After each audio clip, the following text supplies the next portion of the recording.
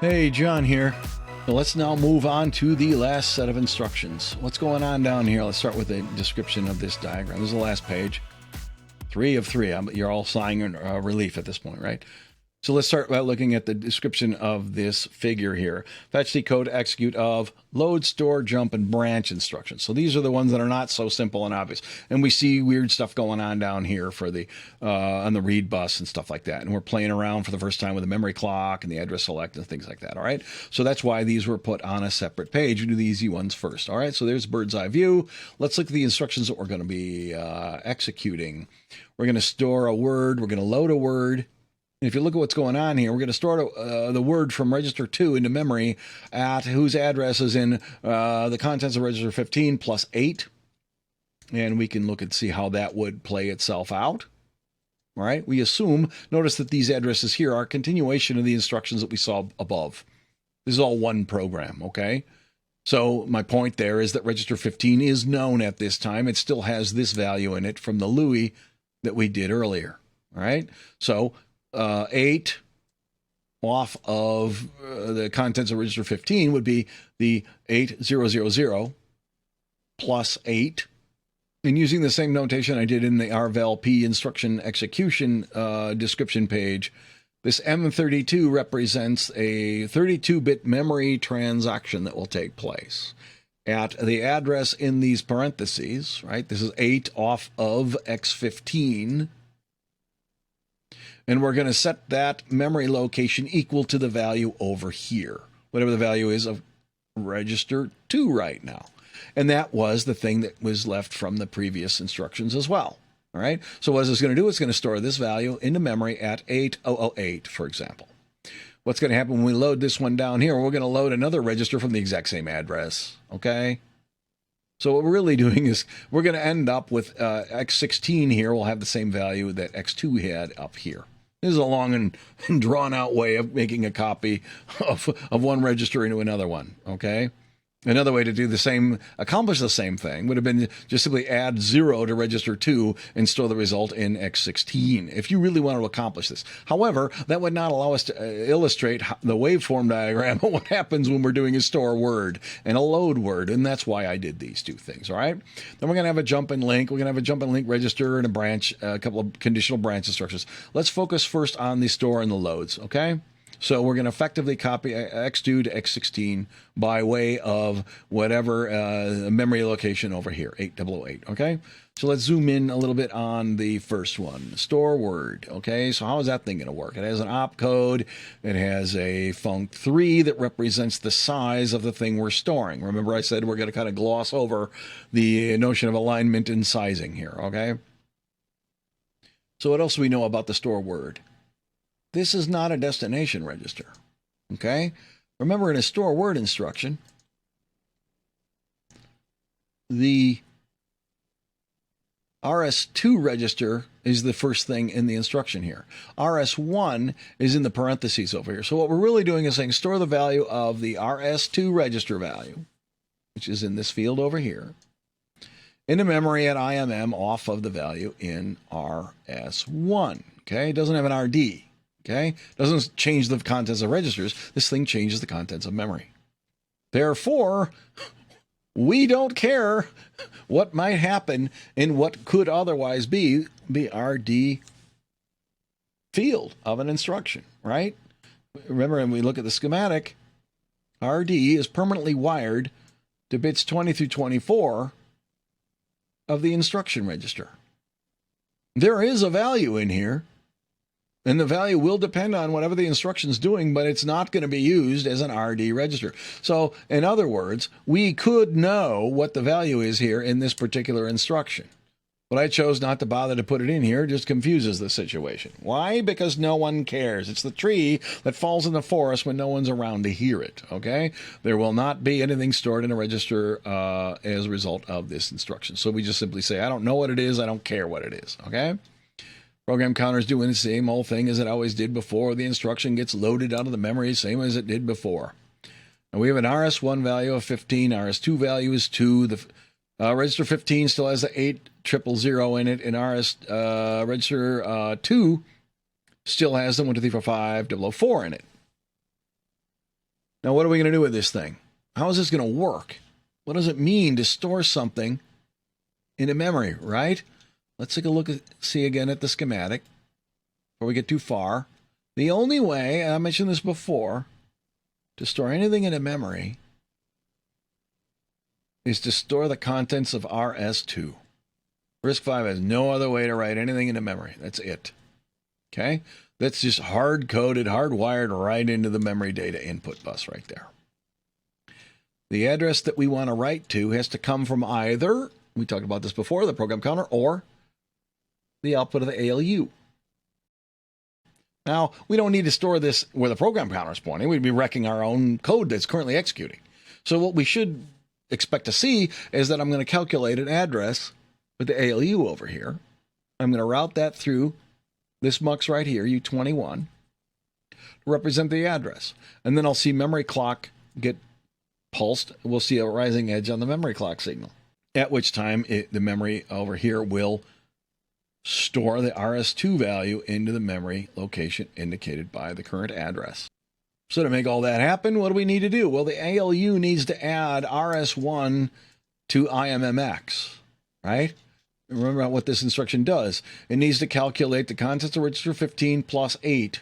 That's its target address. Well, we want to make the ALU add A and B, and it's adding, so this signal here has to be low, otherwise it would be subtracting, right? It needs to add the RS1 register, which is this X15 here, which is value at 8000, to the value of IMMX, which is 8, right? It's 8 off of register 15. So in order to calculate all that, we end up with the ALU output being 8008. That makes sense, right? Now, what do we do down here? What's going on here? For the first time, the address select signal going to the mux that talks to the memory, right? This is this guy right here, U21, needs to be told to send the ALU address over here. Therefore, during the first half of this instruction, we need this to go down here. And I mark these out so we don't forget. When adder cell here is low, ALU is what is propagated onto this address bus that talks to the memory. Over here, it was the address from the program counter. Here, it's the address that comes out of the ALU. Now, we don't have anything showing what's going to get written into the memory in here. Is that a flaw in the drawing here? No. Because remember, the only thing that can ever go into the memory is the value of the RS2 register, right? That's why this thing here says RS2 value. It's hardwired right in there. So when we see the memory clock go from low to high, we're storing the value from RS2 val, that bus, into the memory location given by the address on the address bus down here. And again, we only care that the value on the address and the value of the RS2 value that is written in there is correct and useful at the time this rising edge takes place, after which we don't care anymore. I could have perhaps shown this right half of this is gray, I suppose, right? With this getting clouded enough with notations in this diagram, so I'm not going to concern myself so much with that. I did cloud out the mem out bus during this time. It does have a value. In fact, it would output the current value that's at this address. Why wouldn't it? Right? Because that's what it does. But no matter what, we're not going to look at it. We don't really care. So I'm grade that one out down here. All right. So that's why this thing has to go low here to get the address and the ALU out to the memory. All right. So when we store something, it stores the RS2 value in that location. Now we need to rise it back up over here so that the program counter now continues to output its value to the address bus in the memory, so that the value down here, which is the next instruction to be executed, can come out of the memory, and that this can then be latched for the next instruction to be executed right over here. All right, so that's how we do a store word. Okay, how do we do a load word? Well, let's go back to the main block diagram here. How do we, that's storing. What do we do to store, right? Short of it is we need to get the value on the RS2 register out to the memory, and that's just given, right? And the address is calculated using the ALU here, right? So what are we going to do to load? Well, now remember that the load instruction is an I-type instruction. I-type instructions have a destination register, they have an RS1 source register, and they got a func3. The func3 in a load instruction is used to tell you how many bytes you want to move. Is it 1 byte, 2 bytes, or 4 bytes? Okay. Again, that's part of the discussion here. I'm going to just gloss over a little bit. That would affect a multiplexer either inside the memory or a circuit over here that we would have to add to deal with those different cases. But in general, if it's a load word, this works exactly as drawn. There's nothing to do. It's only if we're dealing with half words and bytes and we have other things to do. So the address in a load word instruction right here is given by the RS1 and the IMM value, just like it does in the store instruction, okay? But rather than having an RS2 over here, like a store instruction that gets written out, it has an RD value because we're reading from the memory. We need to store the result in the RD. So it has a different encoding. So it should make some sense that we need to get RS1 into the ALU so we can add it to the current immediate operand value. Then we're going to propagate that value out of the ALU down here and use it as our address. Okay, now and because we're reading rather than writing this time, we're not going to clock the memory clock. We don't care what's on RS2 down here. Okay, we do care what's coming out of the output bus over here, and that has to come through here. And this thing has to do any sign extending that's needed because we're dealing with a word. And the word is aligned on a word boundary, there's nothing that this thing needs to do, okay?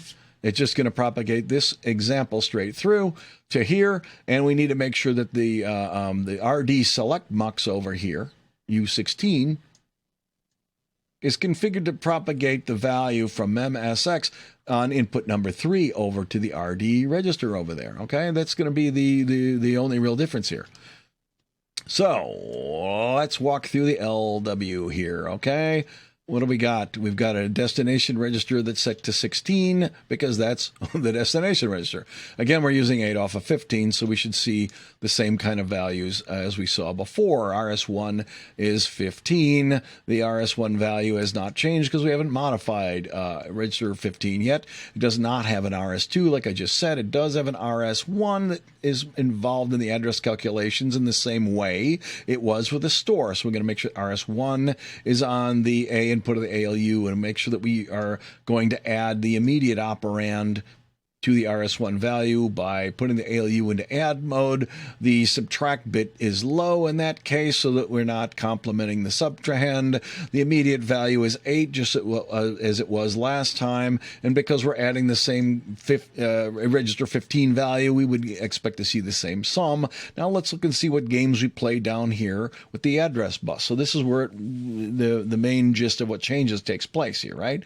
We're not going to clock the memory because we're not storing anything in the memory. But we do need to make sure that the ALU value goes through that address mux, the bottom of the schematic, so that make sure that we're talking to the memory at address 8008 in hex. At which point in time we know this will be the value that's in that memory location. And we know that's going to be there because we just stored it there at that address in the instruction over here. Okay? Now, I show down here a value 0 because we haven't talked about what kind of circuit this might need to be. As I said, it is just some multiplexers in there. We have to allocate a value that simply says don't do anything to it at all, and I just chose that 0 might be that value. You can draw up a truth table for that. I'll leave that as a task for the viewer to figure out how that might work. So if we don't adulterate this thing in any way, the value that comes out of the sign extended memory value would be the same value that came out of the memory. All right, that's the whole point of this part down here. Okay, and remember this memSX value is the name of the bus over here of the signal. Let's get a bird's eye view here again. Here's the memory. It flows out. Mem out goes to the sign extender, which is used for bytes and half words. It's not used for full words. So this goes through untouched. Input number 3 of this mux over here, and this is the RD cell mux, right?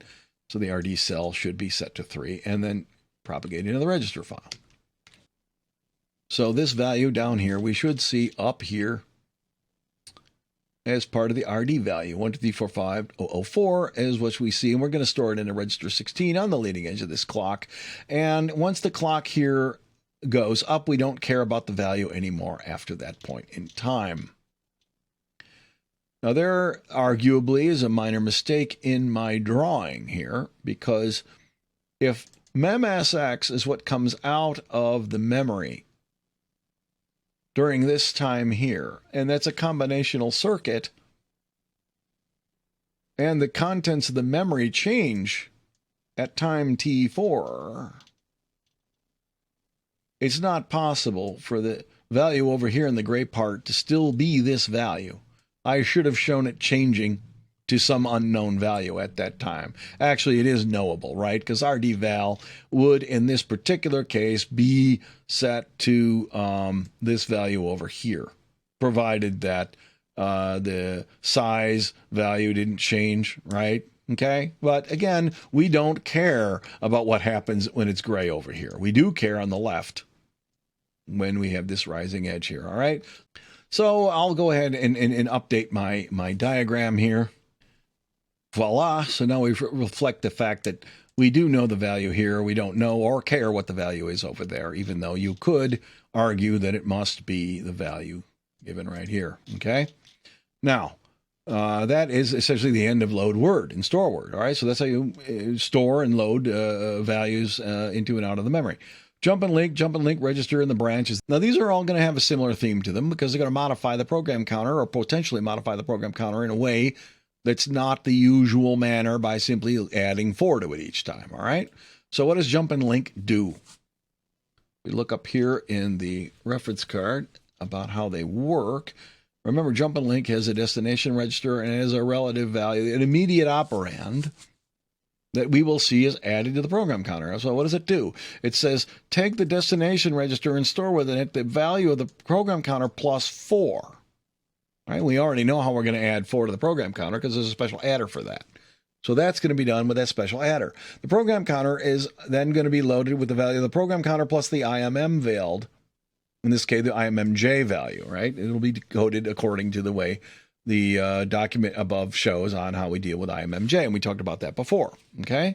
So it should make certain sense that we have 2 additions going on here at the same time. We're going to use both of those ALUs at the same time. Now, I designed this machine this specific way so that we could run all the instructions in 2 simple cycles, all right? If you don't put this extra adder over here, anytime you have to do 2 ALU operations, it would require more time because you'd have to use the ALU repeatedly. You'd have to use it for one thing, and then you'd finish that, and then you use it again for another thing. The PC plus 4 value that we need to store in the RD register up here, okay, has to come from this adder here. And the reason it has to come from U15 is because there's no way for this ALU over here to just simply add 4 to something. I mean, I could create another function for that. I mean, kind of wave my hands a little bit about what's inside this ALU anyway. But we haven't added anything in this discussion that we don't already know how to do based on the description of the ALU before. Okay? This ALU here does have a way to just add 4 to it. All right? So the obvious answer to how are you going to get PC plus 4 is it's going to come from U15. That's why U15, if you look at the output bus over here, sneaks over here to U16. There's a way to route the PC ALU output into the RD bus over here specifically for these jump and link instructions. So we would expect that when we look at the encoding of how all the things work in the timing diagram, is we would see a program counter plus 4 happening, and that would be stored over here in the RD register. And at the same time, for jump and link, we would see the program counter and the immediate operand being added together by the ALU here, flowing out of the ALU down and around and over and up and through here for the first time. We'll see the PC next select mux not taking the PC ALU value up here, but instead taking the value of the ALU and storing that in the program counter. All right, so we're simultaneously adding 4 to the program counter to store it over here, and we're adding the immediate value to the program counter over here. So if we look at the diagram for jump and link, we need to go to address 28. The way this thing works is the operand value in the jump and link instruction is the target address of where to go. All right, it's not the value. This is not the immediate value that's added to the program counter. No. This is the ultimate target address. So you need to know, for example, the jump and link instruction that we're looking at right here is stored in memory at address 20. Okay? In order to go to address 28, the immediate value will be set to 8. Okay? And we can see that in the description of the jump and link instruction up here. It says PC equals 20 plus 8 in order to get the value of 28 in hex. All right? So be careful about that. That kind of threw me for a minute. Depending on what you're thinking about when you look at these instructions, be careful. This is not the immediate operand. It is the value that determines what the immediate operand will be. Okay? Now, jump and link also stores a value in x1, which is the RD value, and that will be the value of the program counter plus 4. So I show that in here by saying x1 equals 24 right here. Okay, now the circuit to do all this, I just went over that, and that is to be x1 will equal the program counter plus 4, and the program counter will equal its current value plus 8. Okay, so down here, when we look at the opcode, is going to be 6F. It does not have a func3 or an add and subtract and shift and stuff bit in bit 30 of the instruction down here, and we don't care about any of the conditions for any of this stuff coming out of the ALU yet. We'll get to that when we get to the conditional branches, okay? So the opcode for the jump and link is going to be 6F. That alone will determine what the machine needs to do in order to do a jump and link instruction. The first time here, we're going to see that the RD select will be set to PC ALU, which we just talked about. We don't want to get the value from the ALU. We don't want to read the value from the memory. We want to get it from the output of the special ALU that adds 4 to the program counter, okay? The RD value is 1 because that's the destination register number here. The RD value, we'll see how that's calculated below. And again, we have this situation where it changes halfway through, but we don't care because the value here is latched on the rising edge of this clock. Okay, and it should make sense without looking at the rest of what's going on here that this 24 is in fact the value of the current program counter plus 4. Okay, so that's why we see this down here, a little foreshadowing there, right? So the program counter, as before, it's clocking along in its usual way. However, look what's happening. For the first time ever, PC next cell, remember that thing controls the ALU for the program counter over here. That's this signal right here.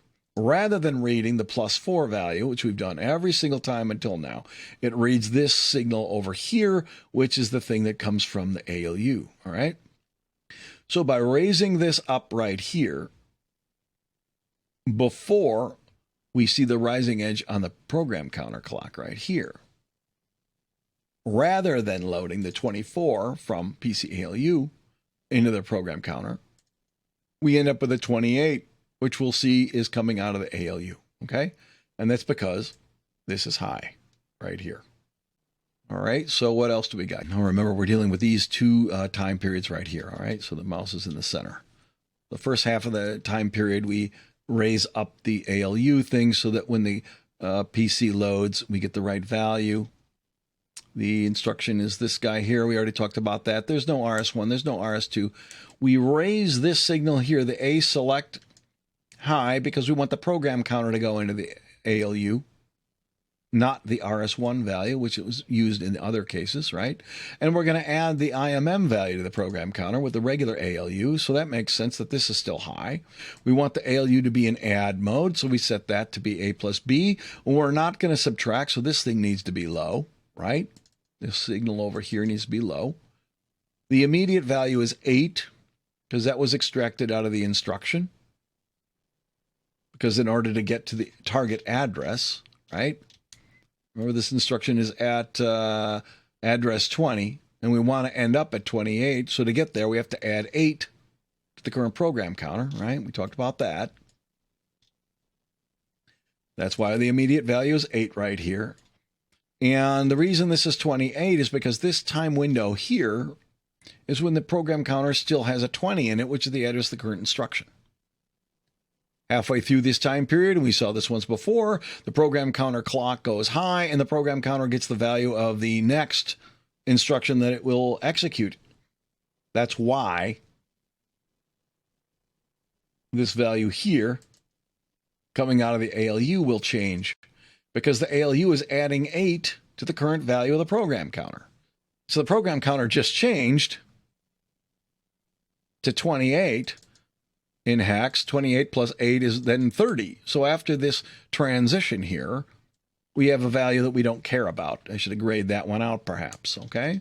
But more accurately, it needs to be grayed out up here, which is not the same, because remember, we're adding 8 to the program counter to get this value here.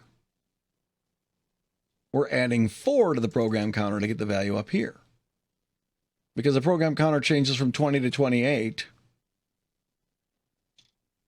When we're adding 8 to it, we have 28 and we have 30 in hex. Okay?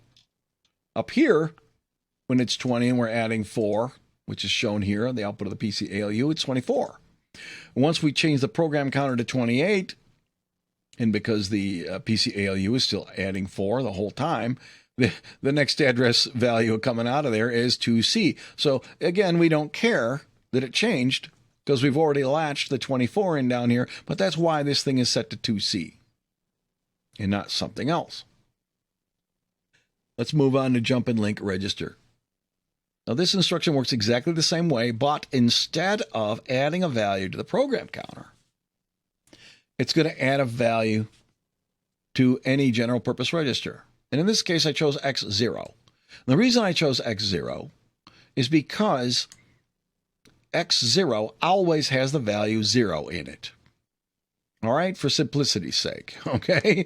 What is this thing going to do? It's going to do a jump and link register to 48 in decimal off of 0. So it's going to go to address in decimal 48, which is hex 30. Now let's go back over to our VALP over here. So the Jaller has a destination register, immediate value off of RS1. The way it works is add 4 to the program counter and store that into RD. And over here we say the program counter will be set to RS1 plus the immediate value. And we're going to make sure that it's always an even number by turning off the least significant bit. Now the bit about the least significant bit and how that works is real easy.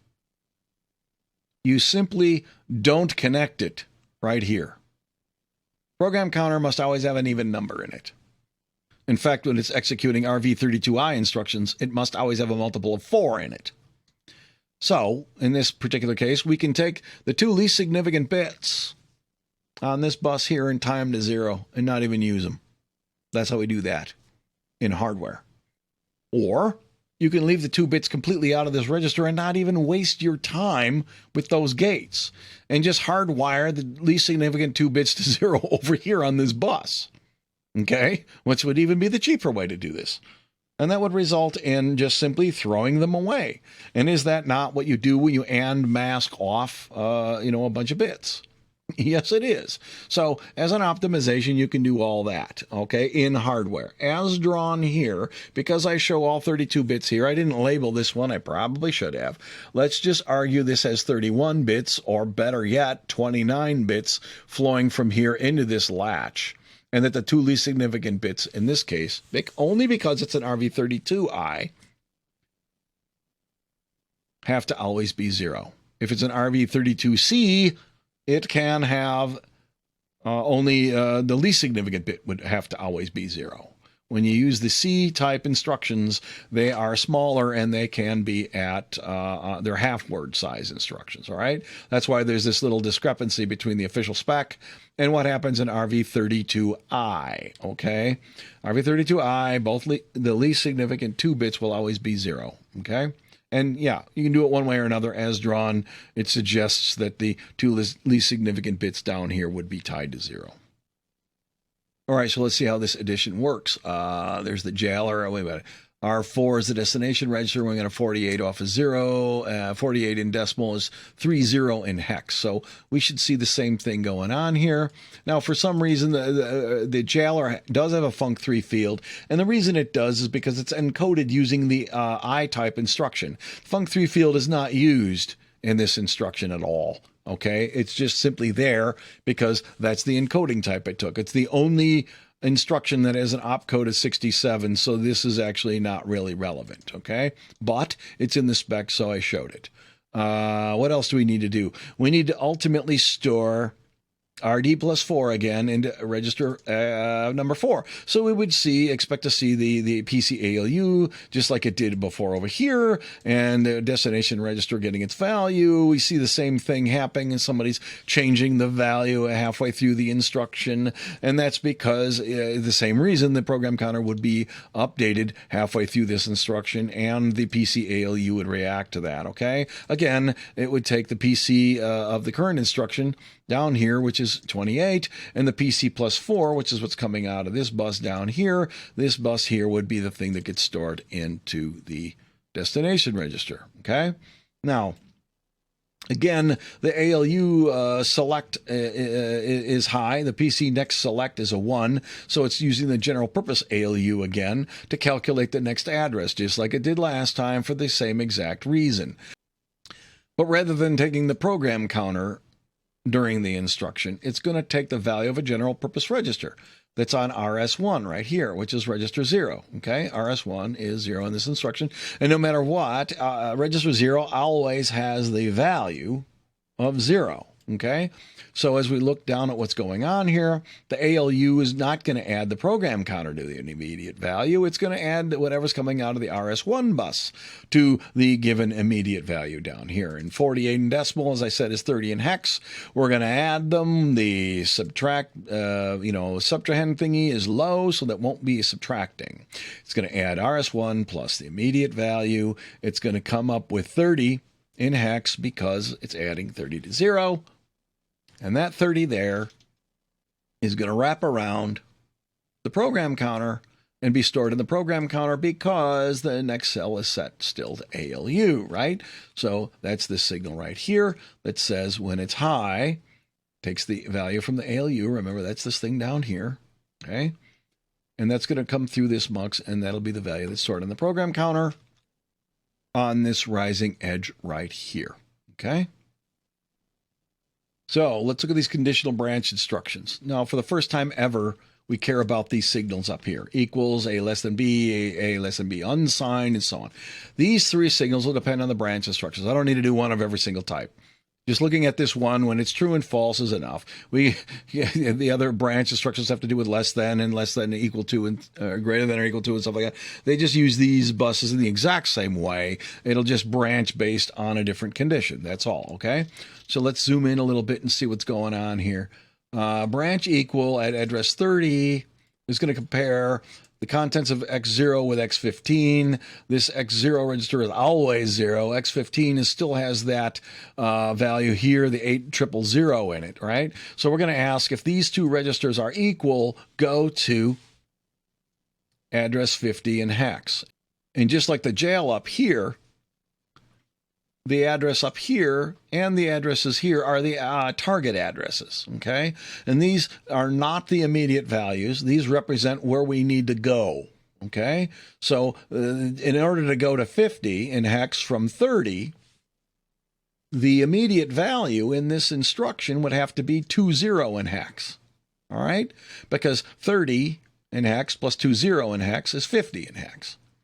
We'll see the same kind of thing down here.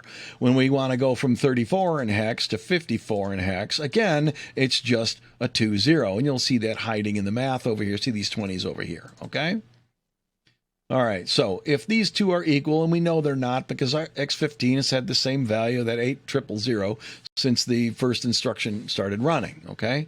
It will not take this branch. So the way I show this based on the RVAL-P, instruction reference, it says the program counter is going to be incremented. Okay, no matter what, we're going to add a value to the program counter. And now we're going to ask, does 0 equal 8000? And the answer is no. So it's going to add a 4. If the answer is yes, and it's true, it'll add 20. Okay, that's how this, again, the ternary operator works this way. This is this is literally the C++ that you would write, right? Or that would execute if you wrote this in a simulator implemented in C++. Ultimately allowing the program counter to become this value over here, 34. Okay, which is, as you can see, 30 plus 4, which is why the next instruction that we'll execute comes from address 34.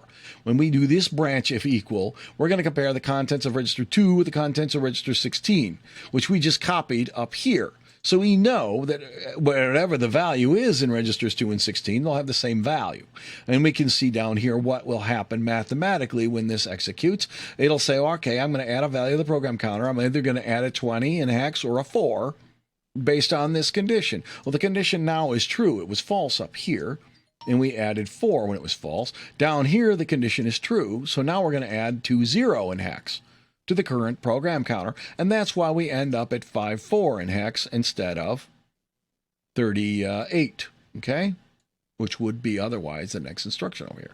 So let's look in here at what happens when these run. All right, so we know that both of these instructions are going to basically do the exact same thing. The only difference is which registers are involved, right? This one's going to deal with X0 and compare it to X15. This one's here going to deal with comparing X2 with X16.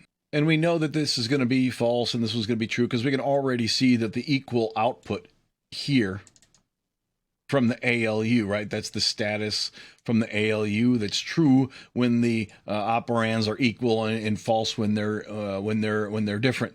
When it's in the mode it needs to be in to do this comparison, okay? We've already talked about that. So what happens? They both got the same opcode. They both got the func3, so they're literally the same instruction that's being executed. What do we got here? It does not have an RD register, so we're not going to see RD clock tick in here, right? And we're going to be playing in games with the program counter to determine what the next instruction will then be. So ultimately, if the match is true, the condition is true, I should say, what's going to happen is we're going to figure out the real difference is this one signal right here, all right?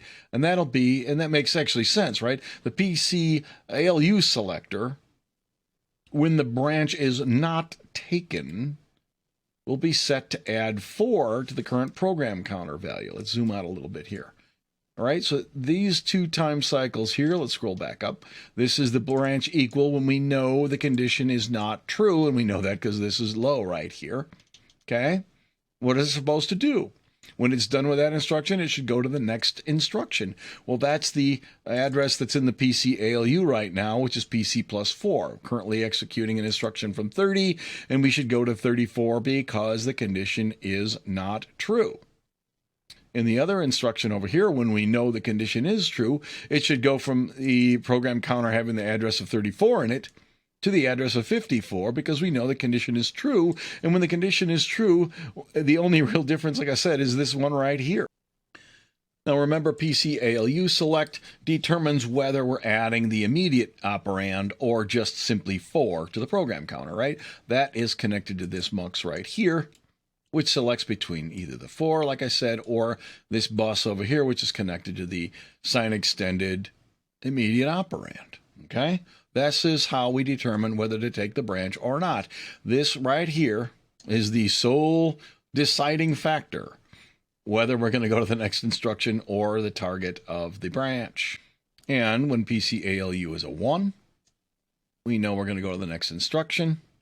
When PC ALU is a 0, we're going to go to whatever program counter plus the immediate operand is, okay? So what's going on down here? The PC ALU is going gonzo in here because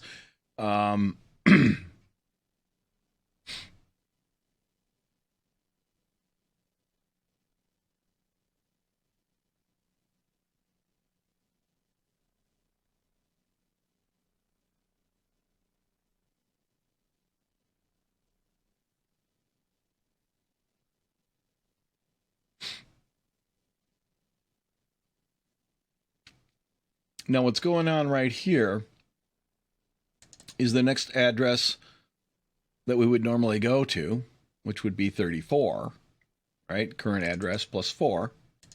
because that's the mode that the ALU select is in. And the next program counter value is also coming from that ALU here. In other words, not coming from the general purpose ALU. Okay? It should end up getting the address of 34. And it does, because the branch is not taken. Now, why is this little glitch in here?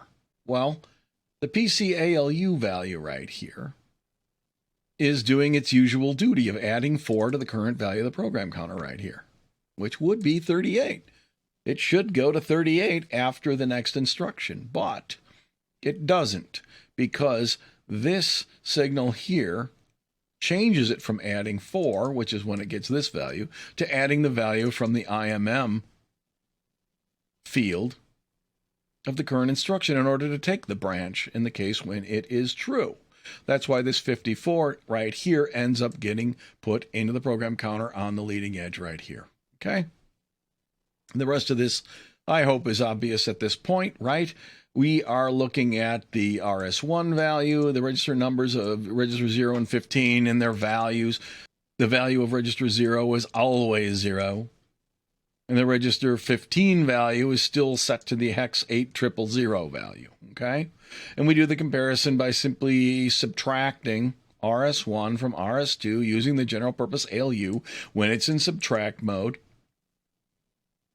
And we end up with a value that's not 0.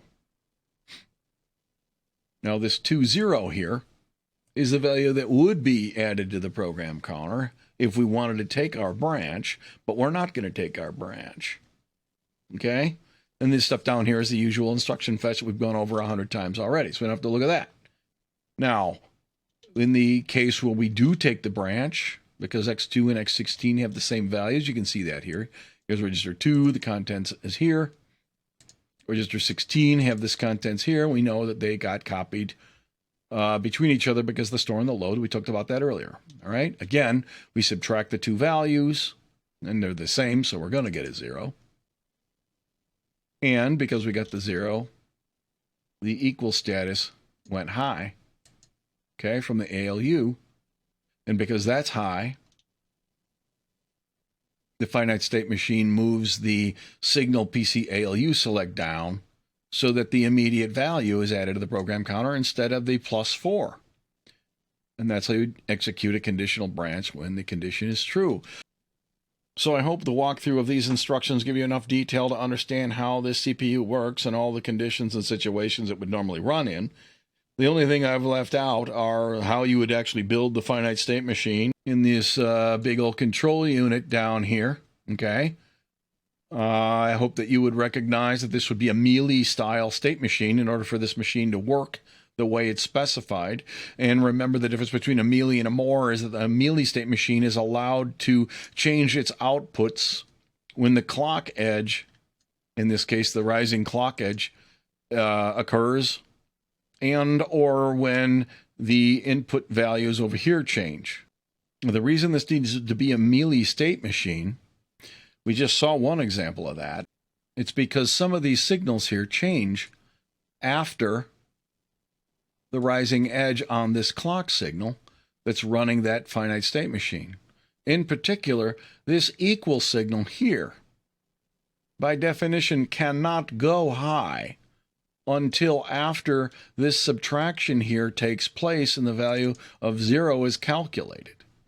And that won't happen until all these values are made present in the ALU, and the sum with the complemented subtrahend has been completed.